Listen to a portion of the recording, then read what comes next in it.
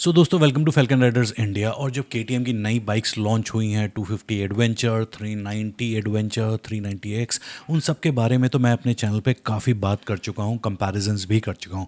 अब एक बाइक है जिसका कुछ लोग कह सकते हैं, काफ़ी लोग I don't know, but 390 enduro R जो बाइक आ रही है एंड्यूरो, उसका भी वेट कर रहे हैं। सो ये तो ऑलमोस्ट पक्का हो गया है कि वो आ रही है इंडिया में। इस जस्ट कि उसके अभी प्राइस लॉन्च नहीं हुए हैं।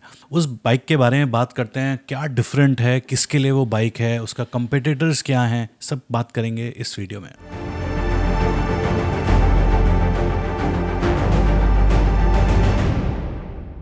दोस्तों सबसे पहले हम बात करते हैं कि ये 390 एडवेंचर से डिफरेंट क्या है एंड्यूरो आर। सबसे पहले तो आप देखते ही आपको ये पता चल जाएगा कि फ्रंट की जो लाइट है, विंड स्क्रीन है, वो बिल्कुल ही डिफरेंट है इसमें। उसके बाद जो उसका सीट का डिज़ाइन है वो भी डिफरेंट है, क्योंकि इस बाइक का पर्पस ही कुछ और है। ये बाइक नॉर्मली हाईवे पे टूरिंग करने के लिए नहीं है एक्चुअल में। वो बात अलग है कि फिर मैं हमेशा बोलता हूँ कि मना नहीं कर दे कि करोगे, पर प्रैक्टिकल नहीं है। क्यों, बताता हूँ। सबसे पहले तो दोस्तों इसकी seat height 890 mm, already 390X की 835 mm है, जो ऑलरेडी काफ़ी ऊंची है, और इसकी है 890 mm।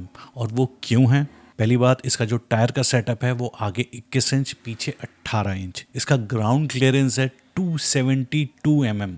390X का है 227, इसका है 272 mm। इतना क्या है, मतलब 227 के नीचे से भी सब कुछ निकल जाएगा। इसके नीचे से क्या निकालना है?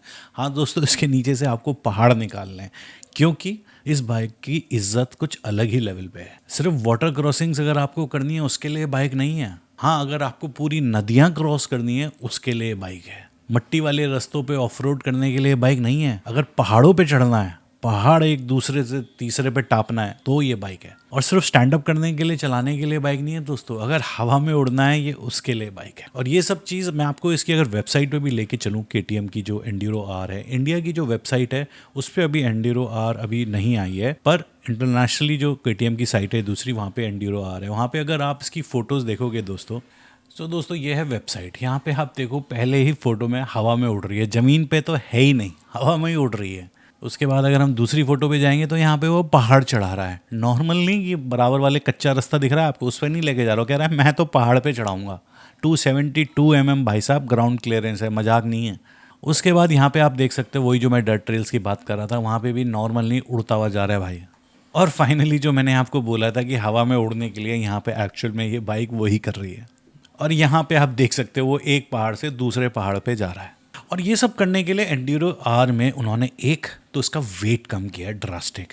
जो 390 है वो 183 केजी के आसपास है, और जो ये बाइक है वो करीबन 168 केजी के आसपास है। तो काफ़ी अंतर है। एक तो इसकी पेट्रोल की टंकी ही कम कर दी है। यहाँ पे 14.5 लीटर की, यहाँ पे सिर्फ 9 लीटर की टंकी दी है। इससे भी पता चलता है नेचुरली कि आप लॉन्ग डिस्टेंस टूरिंग पूरे दिन चलाने के लिए ये बाइक नहीं है। उसके लिए उन्होंने 390X बनाई है, 390 एडवेंचर बनाई है, 250 बनाई है, ये अलग काम के लिए जो मैंने आपको बताया। अगर आप में वो शौक है प्रॉपर ऑफ रोडिंग का, जो मतलब प्रॉपर, मतलब जैसे मैंने आपको समझाया वो सब करने के लिए, real it's a dual sports bike. Dual sports bike actual में उसे बोलते हैं जो पूरा ऑफ रोडिंग करने के लिए कैपेबल होती है, जो ऑफ लिमिट्स, ऑफ रोड कहीं भी जाने के लिए, पर रोड लीगल भी होती है, कि मतलब आप उसका प्रॉपर रजिस्ट्रेशन होता है, आप उसको नॉर्मली रोड पे भी चला सकते हो। कुछ सिर्फ बाइक्स होती हैं जो डर्ट बाइक्स होती हैं, कुछ कुछ वो क्या है कि आप ऑफ रोड ट्रेल्स पे कहीं भी आप चला सकते हो जहाँ पे उसका जोन होता है, पर आप उसको रोड पे नहीं चला सकते, वो रोड लीगल नहीं होती है। इसलिए आपने बहुत बार ऐसी बाइक्स देखी होंगी शायद,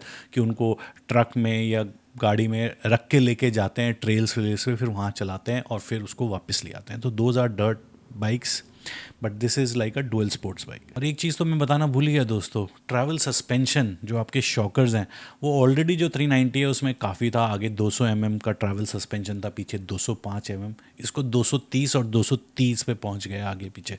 तो एक्चुअली सिंपल सी बात है, this is meant to do things which normal bikes don't do. तो एक्चुअल में ये बाइक काफ़ी अलग पर्पस के लिए बनी है दोस्तों। जैसे कि एक रेसिंग हो गया, वो बिल्कुल अलग होती है। एक हो गया कि आप टूरिंग कर रहे हो, वो अलग चीज़ हो गई। ये हो गया आपका ऑफ रोड मशीन, तो इसके लिए एक अलग चीज़ है, प्रैक्टिस है और नॉलेज है, बहुत सारी चीज़ें हैं, ठीक है। तो ये उस पर्पस के लिए है। नेचुरली आप खरीदने जाओगे तो कोई आपको मना नहीं कर देगा, पर यू शुड नो कि किस पर्पस के लिए आप बाइक ले रहे हो, ठीक है। बाकी दोस्तों एंड्यूरो 390 जो है और जो 390 एडवेंचर है उसमें थोड़ा टेक्नोलॉजी का भी अंतर है, इसमें से कुछ टेक्नोलॉजी हटा दी गई हैं। सो इसमें जो है, जो मेरे को एक तो डुअल चैनल एबीएस है दोस्तों इसमें, उसके बाद इसमें भी राइडिंग मोड्स हैं। आई थिंक एक टारमैक है मतलब नॉर्मल रोड पे, और एक ऑफ रोडिंग वाला है, ऑफ रोड एबीएस है इसमें। और जहाँ तक मेरे को पता है इसमें आई थिंक ट्रैक्शन कंट्रोल भी है।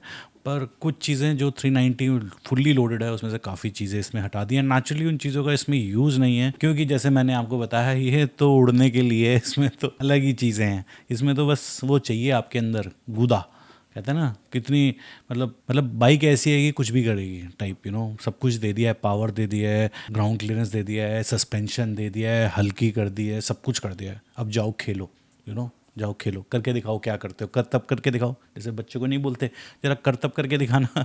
तो एनीवे, बाकी इस बाइक का अगर मैं कंपटीशन की बात करूं दोस्तों, तो दो ही बाइक हैं जो मेरे दिमाग में आ रही हैं, एक KLX की 230 और एक एक्सपल्स के प्रो एडिशन जिसमें प्रो किट लग जाती है।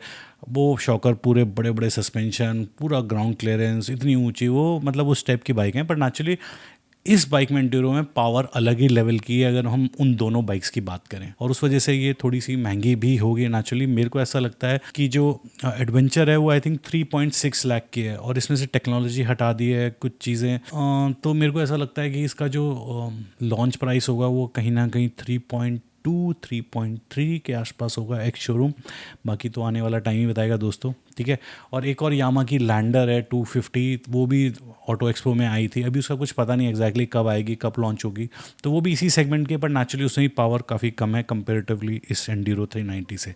तो अगर आप रेडी हो वो सब करने के लिए जैसे मैंने आपको बताया, तो दिस इज़ द बाइक। बाकी कुछ और बातें रह गई होंगी दोस्तों तो कमेंट में लिख देना, वहाँ पे डिस्कशन कर लेंगे। एंड आई होप कि आपको वीडियो पसंद आया हो, कोई इन्फॉर्मेशन जो मैंने दी उससे कुछ क्लैरिटी आई होगी। So on that note, take care दोस्तों, चमकते रहो, मुस्कुराते रहो, बाय बाय, लव यू।